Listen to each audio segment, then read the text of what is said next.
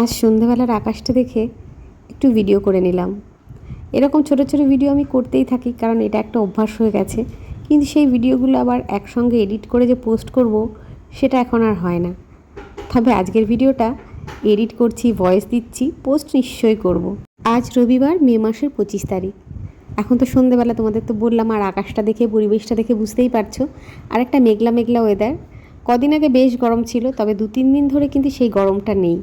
ওয়েদারটা বেশ একটা মনোরম ওয়েদার হয়েছে। আজকে তো সারাদিনটাই মেঘলা মেঘলা ছিল। তবে এই মেঘলা ওয়েদারে মনটা কিন্তু খুব খারাপ হয়ে যায় আমার। তো অনেক কারণ আছে মন খারাপের। তো এখানে ব্যালকনিতে দাঁড়িয়ে দাঁড়িয়ে আকাশটা দেখছিলাম, আর অনেক কিছু মনে পড়ছিল যে এই সময় বাড়িতে থাকলে, মানে বাপের বাড়িতে থাকলে বিয়ের আগে কী করতাম। তো যাই হোক, এখানে যে জামা কাপড়গুলো রয়েছে এগুলো নেব, নিয়ে যাই। আর আমার ঘরের যে অবস্থা হয়ে রয়েছে এখন কি বলবো তোমাদের। গরমের ছুটি চলছে এখন, আর গরমের ছুটিতে আমরা তো অনেক কিছু খেলাধুলা করতাম, পাড়ায় ঘুরতাম। আমার মেয়ে তো সেসব কিছু করতে পারে না।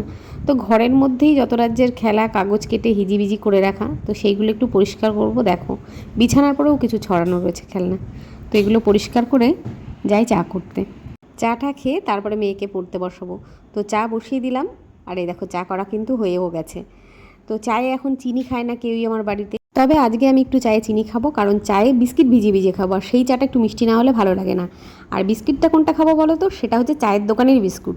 আমার হাজব্যান্ড আজকে গেছে আমার মামা শ্বশুরকে দেখতে, তো ফেরার সময় জানতে পারলাম মামা ঠিক আছে এখন।